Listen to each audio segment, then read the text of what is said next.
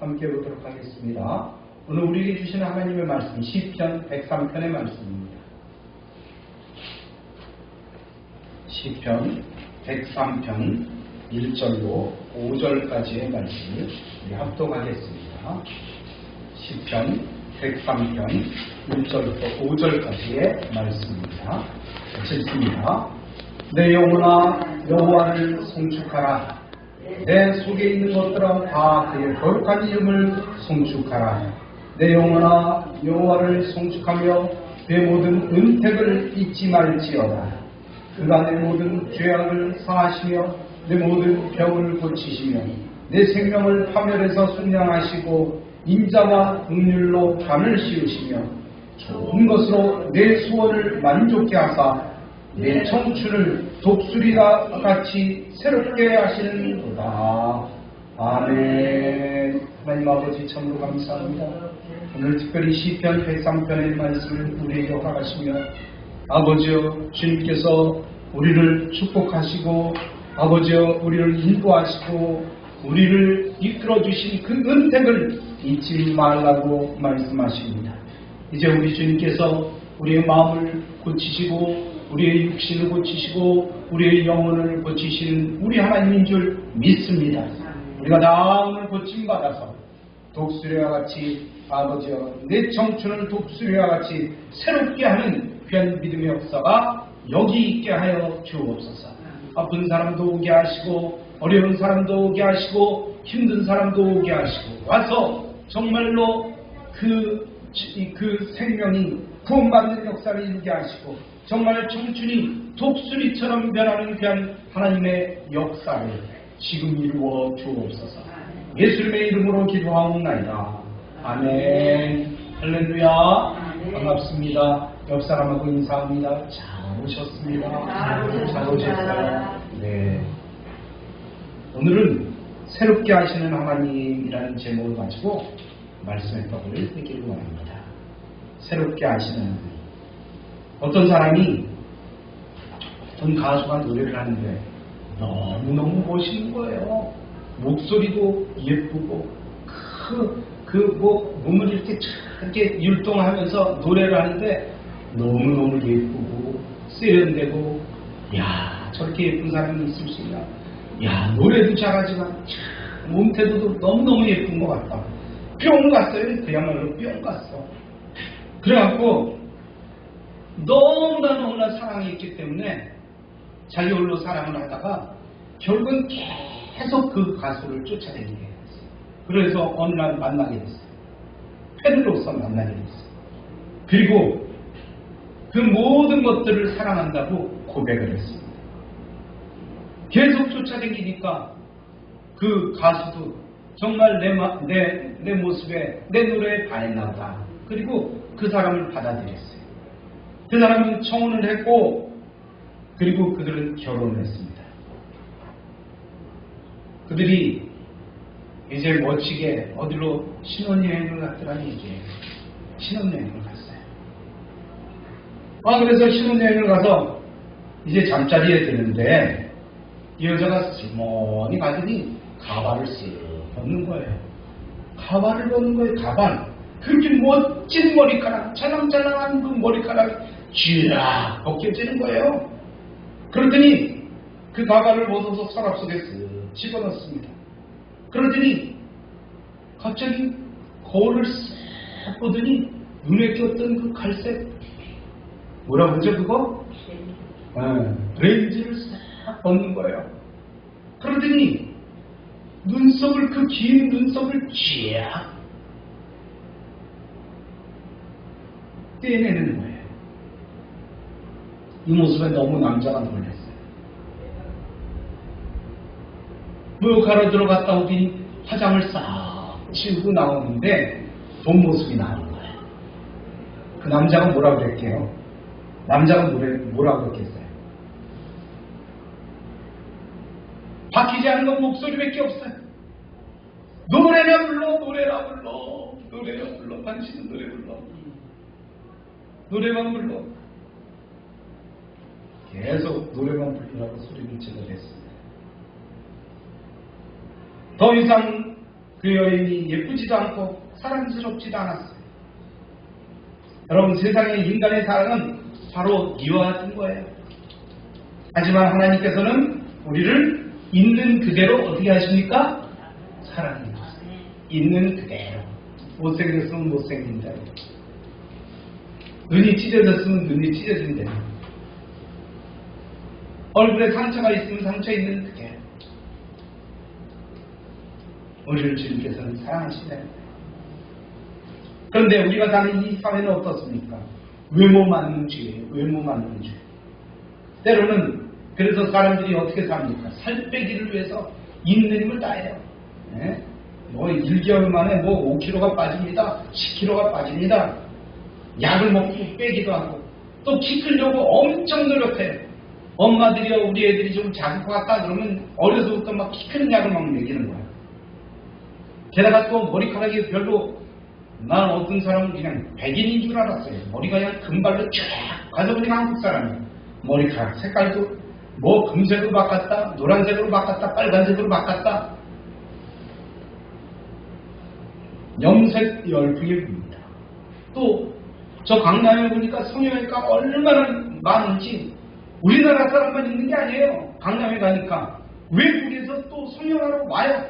거기까지.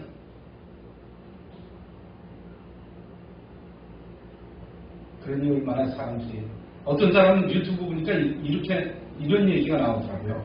분명히 한국 올 때는 여권, 자기 나라 여권 갖고 왔잖아요. 중국에서 두 사람이 왔는데, 그런데 중국에 들어갈 때 그 얼굴하고 틀리다고 거기서 들어가지 못하게 막았다는 거예요.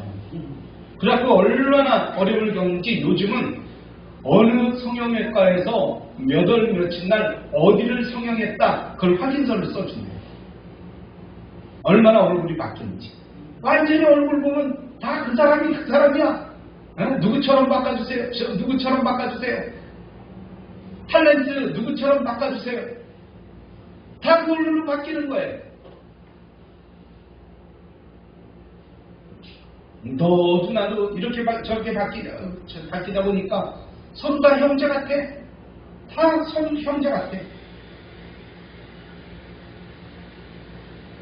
한국의 40대 이하의 여성 10명 중 7명이 자신의 외모 때문에 인생의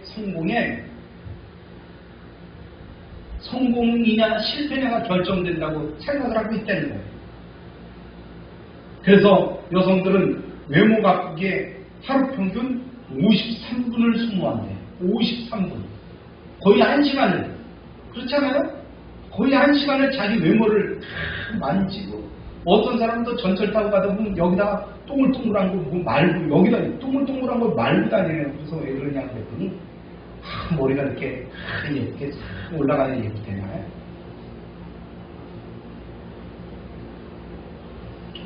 요즘 사회 분위기가 정말 성형 만능주의가 돼가고 있습니다. 사회 구조 자체가 외모 만능주의로 편승을 하고 있는 거예요. 그런데요, 사람만 성형하는 게 아니더라고요. 사람만 성형하는 게 아니에요. 자동차도 성형하더라고요. 어디 뉴스를 보니까요, 앞에 차하고 뒷차하고 반을 딱 잘라갖고 뒤에가 망가졌는데 하나는 앞이 망가졌고 하나는 뒤가 망가졌대요. 그러니까 둘을 잘라갖고 그대로 붙이는 거예요. BMW. 그걸 붙여갖고 전문가도 잘 몰라보래요. 전문가도. 그럴 정도로 성형을 안 해요. 그게 한 2천만 원 든다고 그러든가 3천만 원 든다고 그러든가 막 그래갖고 막 성형하는 모습을 보여주는데 나중에 조세까지 해놓으니까 뭐 그 차가 그 차예요. BMW예요. BMW. 이런 이 사회 풍조는 그 성공과 실패, 합격과 불합격을 겉모습으로 평가합니다. 이런 것들이 정말 사회적 그 겉모습이 사회적 지위의 평가 기준이 된다는 거예요. 사회는 외모로 다른 사람들의 합격과 불합격을 결정해요. 어떨 땐 선보고요. 그 사람의 외모 갖고 나 그 사람하고 결혼할래. 나 그 사람하고 사귈래. 이런 것들도 그 외모 갖고 결정 안 되는 거예요. 그런데 사도 바울은 이렇게 얘기합니다. 우리가 이제부터는 아무 사람도 육체로 알지 아니하노라. 육체로 알지 아니하노라 라고 말씀. 육체로 판단하지 않는다는 말씀이 외모로 판단하지 않는다는 말씀이. 왜냐하면 육체가 그 사람이 아니기 때문에. 진짜 그 사람은 어떤 사람이 진짜 그 사람이에요? 속사람이에요. 속사람. 겉사람이 아니라 속사람이에요. 실제로 그 사람은 누구냐? 실제 그 사람은 그의 영혼입니다. 그의 마음입니다. 그의 내면입니다. 왜 보이는 육체대로 사람을 판단하지 않을까요? 하나님께서 외모로 사람을 보시지 않고 속을 보시기 때문입니다. 육체대로 사람을 알 수 없기 때문이에요. 육신만 보고서는요. 그래서 옛날 속담도 있잖아요. 10길 물속은 알아도 한 길 사람의 속은 알 수 없다고 그러죠. 정말 속사람이 하나님을 닮은 사람은 육체대로 사람을 판단하지 않습니다. 외모로 판단하지 않습니다. 새로 지음받은 사람은 믿음으로 새로 지음받은 사람은 새로운 피조물이 되는 거예요. 이 사람은 육체적인 사람이 아닙니다. 겉으로 보는 사람이 아닙니다. 이 사람은 속사람이에요. 속사람. 그래서 속사람이 건강해야 돼요. 옆사람하고 인사합니다. 속사람이 건강합시다. 속사람이 건강합시다. 네.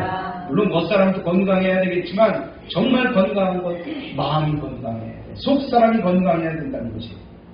영의 사람이 되어야 된다는 것입니다. 영적으로 새 사람이 되어야 된다는 것입니다. 육으로 보는 사람이 아니라 영으로 보는 사람이 되어야 된다는 것입니다. 사도 바울은 우리의 겉사람은 후패하지만 속사람은 날로 새롭게 된다는 말씀하고 있어요. 그래요. 여러분 얼굴이 다 연세가 드셨다고 해서 다 늙은 게 아니에요. 우리의 마음은 날마다 새로워요. 그 어느 연세가 드신 할머니 같은 분이 시를 짓는데 그 시가 얼마나 아름다운지. 그 어떻게 그 연세 드신 그 마음 속에서 그 아름다운 시가 나오는지 모르겠어요. 그래요. 속사람에서 나오는 그 마음의 시가 바로 그 사람의 정말 그 사람의 진짜 모습이라는 거예요. 진짜 아름다운 일. 여러분 오늘 우리가 이 속이 멋진 그런 새 사람이 되기를 주님의 이름으로 축복합니다. 그렇게 되려면 우리가 어떻게 살아야 될까요? 첫 번째로 예수를 만나야 됩니다. 누구를 만난다고요? 예수를 만나야 새 사람이 되는 거예요. 세상 사람들 만나면 세상 사람들처럼 바뀌어가요. 술꾼을 만나면 술꾼처럼 바뀌어갑니다. 사기꾼 만나면 사기꾼처럼 바뀌어가요. 사람은 참다운 만남이 있어야 새로워집니다. 그런데 왜 새로움이 없습니까? 새 옷을 입어도 목욕하고 온몸을 깨끗이 씻어도 왜 마음이 이렇게 답답하고 새로워지지 않습니까? 정말 예수 그리스도를 만나지 못했기 때문에. 그러니까 예수님께서 좋아하지 않는 행동을 해요. 그 사람도 알아요. 그런 행동을 하면서 예수님께서 좋아하는 행동인지 예수님께서 싫어하는 행동인지 알고 있어요. 그러면서도 자꾸 거기를 따라간다는 거예요. 세상을 따라간다는 거예요. 그건 진정으로 예수님을 만나지 못했기 때문에 그래요. 여러분 성경 속에 누가 새로워졌습니까? 베드로가 갈릴리 바닷가에서 예수님을 만남으로 인해서 그는 새로워졌습니다. 예수님을 온전히 만나니 완전히 다른 사람으로 변했어요. 관심도 바뀌었어요. 옛날에는 오로지 고기였습니다. 물고기 잡는 일이었어요. 어떻게 하면 물고기를 많이 잡을까? 어디 가면 물고기를 많이 잡을까? 이거에 관심이었지만 이제는 사람의 관심이 된 거예요. 그러니까 그 사람은 어떻게 바뀌었습니까? 물고기를 잡는 어부가 아니라 사람을 낚는 어부로 바뀌었던 거예요. 여러분, 새 사람이 되면은 과거의 모든 것을 다 버릴 수 있어요. 누가 그러더라고요. 구슬을 얼마나 구슬치기를 잘하는지 동네 구슬을 다 따왔어요. 그런데 나중에 구슬이 별로 싫어진 거예요.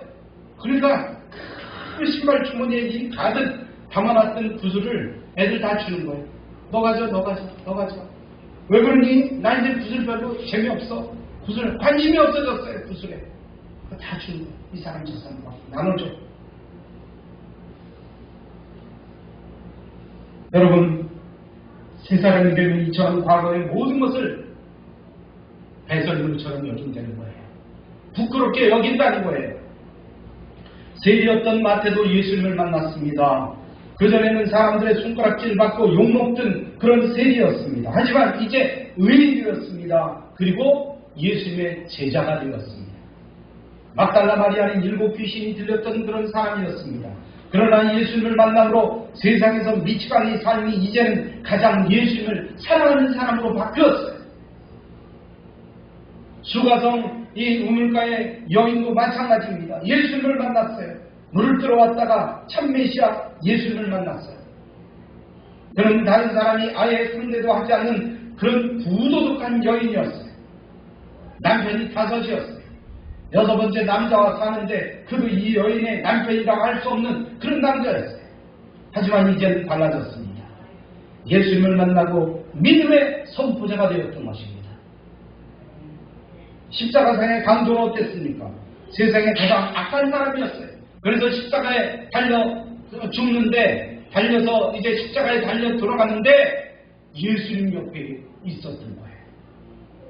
예수님을 만나서 확실하게 예수님을 만나니까 그는 낙원을 보장받았습니다. 그는 지옥 갈 줄 알았어요. 그러나 그는 천국에 갔습니다. 그는 예수님에게 이렇게 고백합니다. 주여 낙원에 이를 때 나를 기억하소서. 주여 낙원에 이를 때 나를 기억하소서. 예수님께서 대답하십니다. 내가 나와 함께 낙원에 있으리라. 그는 지옥 갈 줄 알았는데 예수님을 만남으로 인해서 천국에 입성하는 큰 믿음의 역사를 이루었어요. 코레스라는 천문학자는 이제 이렇게 고백합니다. 주여 나는 사도 베드로에게 주신 은혜를 구하지 않습니다. 바울에게 주신 은혜도 구하지 않습니다. 다만 강도에게 주신 은혜를 구할 뿐입니다. 그래요. 여러분, 우리 인생의 이전에는 지옥갈 인생이었다는 거예요. 그전엔 정말 세상 것에 빠져서 정말 그것만 좋아하고 남들이 아무리 욕해도 남들이 아무리 비웃어도 거기에 빠져서 헤어나지 못했는데 우리 예수님한테 빠지니까 그런 것들이 다 부끄럽게 여겨지고 배설물처럼 여겨지고 악하고 더럽게 느껴지는 거예요. 그렇게 느껴져야 새 사람이 될 수가 있다는 거예요. 아직도 그걸 좋아하고 세상 것 좋아하고 예수님이 좋아하지 않는 것을 좋아한다는 것은 내가 바뀌지 않았다는 거예요. 내 생각이 바뀌지 않았고 신앙적으로 바뀌지 않았다는 거예요. 여러분, 정말 기독교 역사의 성자 아우구스티누스라는 사람이 있습니다. 그는 사생활을 낳은 방탕하였습니다. 방탕. 예수님을 만나고 근데 그는 완전히 변화되었습니다. 그는 사람들이 다 성자라고 불렀는데 누구도 반대하지 않았어요. 정말 과거 없는 성자 없고 미래 없는 죄인 없습니다. 예수님을 만나고도 변하지 않고 새로워지지 않는 사람은 없다는 것입니다. 만나면 회개하기 때문입니다. 베드로는 자신을 죄인이라고 얘기했습니다. 사도 바울은 자신을 죄인의 괴수라고 얘기했습니다. 모세는 자신의 입술이 둔하다고 고백했습니다. 이사야는 자신의 입술이 부정하다고 고백했습니다. 이들은 모두 주님을 만남으로 의롭게 변화됐던 사실입니다. 반면에 예수님을 그렇게 가까이 하고도 만나지 못한 사람이 있어요. 누굽니까? 젊은 부자 관원이었습니다. 그는 가진 것이 너무 많았어요.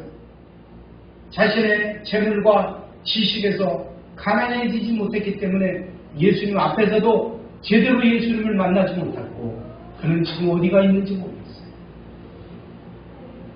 여러분, 가난해지지 못하면 예수님을 만나지 못합니다. 갈급해지지 않으면 예수님을 만나지 못합니다. 우리는 모두 예수님을 만나야 됩니다. 만약 우리가 예수님을 만나지 않았다면 더 형편없었을 것입니다. 이제 예수님 앞으로 오십시오. 연약한 그 모든 분들 예수님께로 오시기 바랍니다. 부정했던 그 모든 분들 예수님께로 오시기 바랍니다. 그리고 고백하시기 바랍니다. 나는 죄인입니다.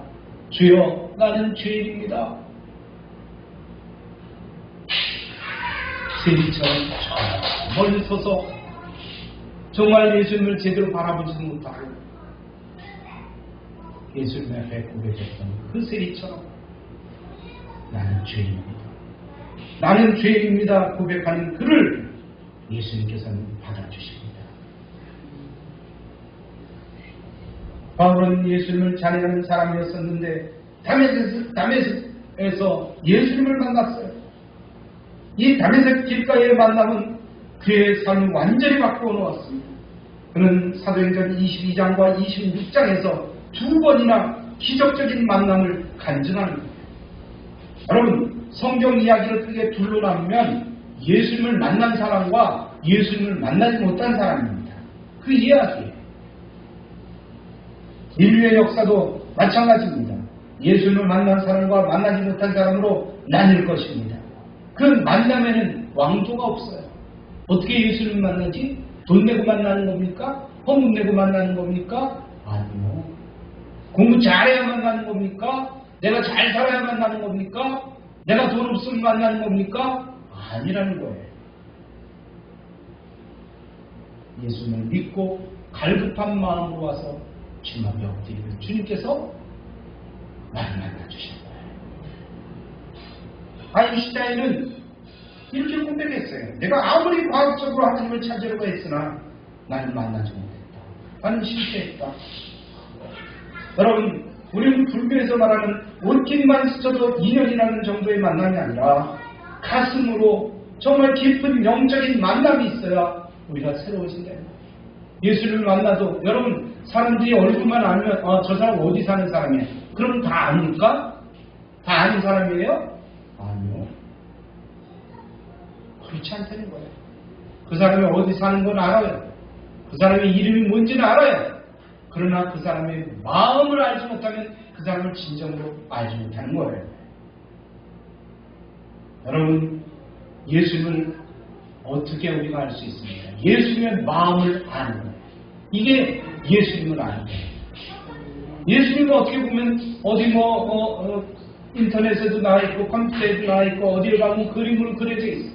그게 예수님입니까? 아니요. 그 예수님은 우리의 마음속에 있는 분이에요.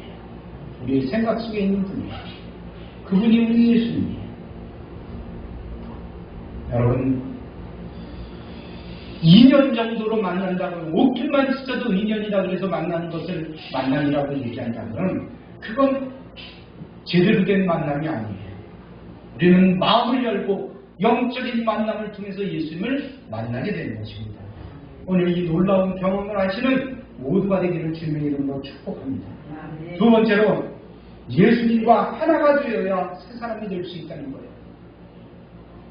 여러분, 우리가 그렇게 되는 비결은 뭡니까? 예수님 안에 사는 겁니다. 예수님 안에 사는 겁니다. 예수님이 내 마음속에 있고 내가 예수님 마음속에 있는 거예요. 그래서 주님은 나로 더불어, 나는 주님과 더불어 사는 거예요. 여러분, 안에 있다는 것은 무엇을 얘기합니까? 하나가 되는 것을 얘기합니다. 하나. 볼 투르니에 에라는 사람은 남자와 여자로 구분하게 하는 그 심오한 차이에도 불구하고 그들을 하나가 되게 하는 그 무엇이 있는데 그것이 바로 사랑이다 라고 이야기했습니다. 예수님을 믿는 것은 예수님과의 신령한 결혼 생활을 의미하는 거예요. 하나가 되지 않으면 결혼은 손을 떼지 않습니다. 금세 만났다가도 헤어져요. 예수님이 이 땅에 오신 것은 자기를 낮추심입니다. 십자가 못 박히시는 자기를 죽이심입니다. 이 모든 것은 우리와 하나가 되게 하시려는 이 예수님의 행동이었습니다. 예수님은 하나님과 동등됨을 취할 것으로 여기지 아니하시고 자기를 비워 종의 형체를 이제 가지셨습니다. 왜 그렇게 하셨습니까? 왜 그렇게 오셨습니까? 우리와 하나가 되게 하시려 그렇게 오신 거예요. 이처럼 예수님의 자기 비하는 스스로 자기를 낮추신 거예요. 스스로 죽으신 거예요. 누가 죽으라고 해서 죽은 게 아니에요. 자기 스스로 그 길을 가셨던 거예요. 이것을 자의적 겸손이라고 말씀합니다. 여러분, 어떤 소년이 강아지를 사러 애완동물 가게에 들렀습니다. 강아지들이 여러 마리가 있는 거예요. 주인은 강아지들을 이 강아지, 저 강아지, 작은 강아지, 큰 강아지, 순놈, 암놈 다 보여줘요. 그런데 쫙 그 어린아이가 그 강아지들을 보더니 조금 이따 올게요. 돈 가지고 올게요. 그러면서 집으로 달려갔습니다. 그리고 알바에서 모아놨던 그 저금통에 있는 돈들을 다 꺼냅니다. 그리고 이제 동물병원으로 갑니다. 그래, 왔구나. 약속을 지켜서 왔구나. 자, 어떤 강아지를 데려가고 싶은지, 어떤 강아지와 함께 하고 싶은지 그 강아지를 골라라. 그랬더니 그 강아지 가운데서 가장 피쩍 마르고 절름발이 강아지를 하나 고르는 거예요. 예. 그 강아지 장애를 가진 강아지야. 데려가면 키우기가 쉽지 않을걸? 그 강아지는 아픈 강아지야. 근데 그 소녀는 이렇게 얘기했습니다. 아니에요. 제가 꼭 키우고 싶었던 강아지예요.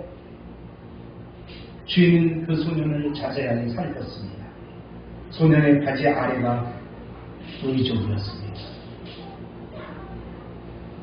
여러분, 자신과 하나 된다는 것이 사랑이에요. 자신과 하나 되는 게 사랑이에요. 안타깝게 여기고 남이 부족한데도 불구하고 그 부족한 것을 내 마음으로 그걸 받아들이는 거예요. 이게 사랑이에요. 다른 사람들은 그가 부족하다고, 연약하다고, 그야말로 장애를 가졌다고 내쳐버리는데 오히려 그 장애 때문에 내가 더 사랑스럽고 안타깝게 여겨지고 정말 그를 위해서 내가 도와주고 싶고, 이게 사랑이라는 거예요. 여러분, 타인의 아픔을 안다는 것은 하나가 되었다는 증거입니다. 십자가에서 하나가 되신 그리스도를 바울은 흠모하는 거예요. 그는 고백합니다. 내가 그리스도와 함께 십자가에 못 박혔다니. 내가 그리스도와 함께 십자가에 못 박혔다는 거예요. 십자가의 영성이란 십자가에서 그리스도와 내가 하나가 되었다는 것입니다. 이는 십자가와 그리스도와 내가 하나가 되는 비밀을 말하는 것입니다. 이렇게 주님과 하나가 된 자가 새롭게 된 자예요. 변화된 자예요. 누구도 이것을 막을 수가 없습니다. 이 변화를 막을 수가 없어요. 여러분, 우리 민족은 어떤 민족입니까? 열광에 소질이 있는 민족이에요. 굉장히 열정적인 민족이에요. 뭐 놀 때 보면 그냥 펄펄 뛰면서 놀잖아요. 우리 하나님과 하나 되는데도 소질이 있는 민족이에요. 그래서 믿는 사람들이 그렇게 많았다는 거예요. 일본보다도 훨씬 더 나중 들어왔어요. 예수 복음이. 중국보다도 훨씬 나중 들어왔어요. 인도보다도 훨씬 나중 들어왔어요. 우리나라가. 그럼에도 불구하고 우리 민족은 이렇게 많은 사람들이 예수님을 믿습니다. 여러분, 더 뜨겁게 많은 사람들이 예수님께로 다시 돌아와서 예수님을 믿는 나라가 됐으면 좋겠습니다. 우리 열정이 더 뜨거워져서 주님을 만나고 정말 예수님과 하나 되는 민족이 되기를 주님의 이름으로 축복합니다. 또한 세 번째로는 예수님 안에 있어야 새로운 사람이 된다는 거예요. 예수님 안에 있어요. 여러분, 예수님 그리스도 안에 있으면은 새로운 이 말은 무엇이냐? 새로워지는 조건이라는 거예요. 조건이 예수님 안에 있어야 된다는 거예요. 예수님 안에 있다는 말은 바울 서신에 164회나 나왔다는 거예요. 난 다 씌워보진 않았지만 어느 책에 보니까 164회나 예수님 안에, 그리스도 안에 라는 이야기가 나왔다는 거예요. 여러분, 사도 바울은 그리스도 안에 있는 것이 어떤 것인지, 얼마나 행복한 것인지를 이미 알고 있었어요. 요한복음 14장 10절에 보면 예수님은 이렇게 말씀합니다. 내가 아버지 안에 거하고 아버지는 내 안에 계신 것을 내가 믿지 않느냐. 여러분, 하나님과 예수님은 서로 안에 있는 거예요. 요한복음 15장 4절에 보니까 내 안에 거하라, 나도 너희 안에 거하리라. 여러분, 여러분의 마음속에 예수님이 계십니까? 아멘. 여러분의 마음속에 예수님이 계십니까? 아멘. 언제나 계십니까? 범죄할 때도 계십니까? 밥 먹을 때도 계십니까? 잠잘 때도 계십니까? 화장실 안에 있어도 있습니까? 언제나 주님 안에 있는 여러분이 되시기를 주님의 이름으로 축복합니다. 우리가 예수님 안에 있게 된 조건은 우리가 그리스도 안에 있는 것이에요. 그리스도 안에 있는 것은 구원의 조건입니다. 결실의 조건입니다. 새로운 피조물이 되는 조건이에요.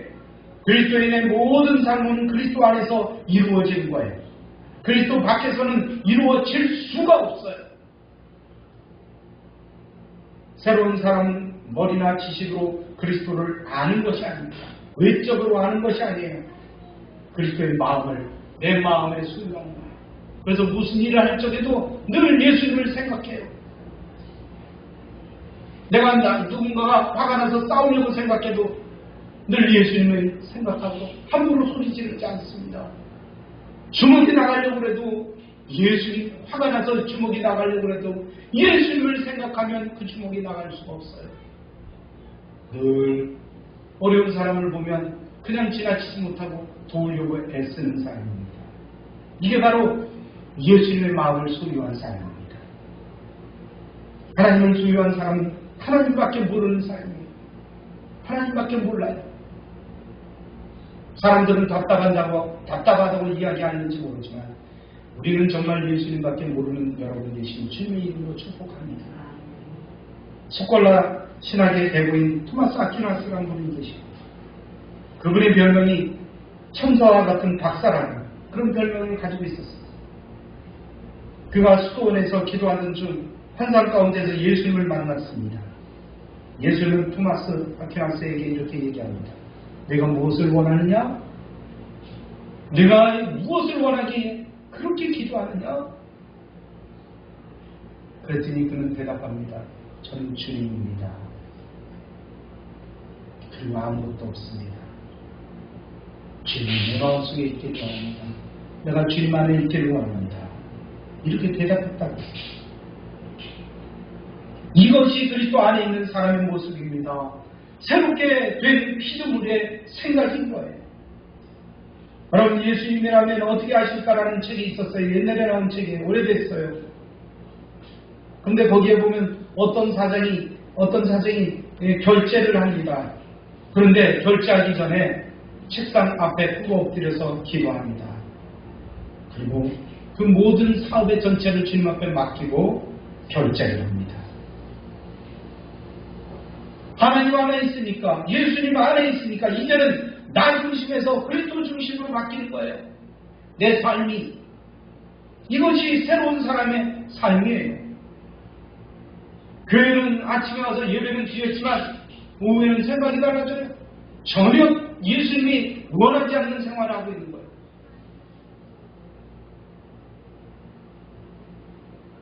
바깥에 있는 삶이에요. 바뀌어져야 됩니다. 변화되어야 됩니다. 새로운 피조물이 되어야 됩니다. 옆 사람하고 인사합시다. 새로운 피조물이 됩시다. 그러기 위해서는 내 인간적인 것이 죽어야 돼요. 죽어야 됩니다. 죽지 않으면 안 돼요. 흔히 구약 시대에는 하나님이 우리를 위한 시대라고 이야기합니다. 신약 시대는 뭐라고 얘기합니까? 하나님이 우리와 함께 하신 시대라고 얘기합니다. 그리고 현재는 하나님이 우리 안에 거하시는 시대라고 이야기합니다. 여러분, 하나님께서 내 마음에 거하지 않으면요, 나도 모르는 사이에 자꾸 딴 데로 가요. 그러나 하나님이 내 마음속에 있으면 자꾸 제하는 거예요. 죄를 저질렀다 할지라도 자꾸 마음속에 찌르는 거예요. 회개하도록 찌르는 거예요. 여러분, 그래야 새로워지고 은혜가 넘쳐 흐르는 겁니다. 여러분, 구원의 방주는 구원의 상징입니다. 방주 안에 산 사람은 구원을 얻습니다. 방주 밖에는 구원이 없습니다. 다 죽는 거예요. 방주는 유일한 구원의 조건이에요. 무슨 일이 있어도 방주 안으로 들어가야 돼요. 여러분, 우리 역시도 마찬가지입니다. 예수님 안으로 들어가야 됩니다. 예수님 안으로 들어가야 돼요. 그래서 방주 안에 있는 노아와 그 가족의 모습은 그리스도 안에서 구원받고 새로워진 그리스도인의 모습입니다. 우리 모두가 이 그리스도인의 모습이 되기 위해서 오늘도 기도하고 내일도 기도하고 주님 안에 늘 들어가려고 애쓰고 또 나는 주님 안에, 주님은 내 안에 늘 계신 것을 믿음으로 확신하는 모두가 되기를 주님의 이름으로 축복합니다. 결론의 말씀을 드립니다.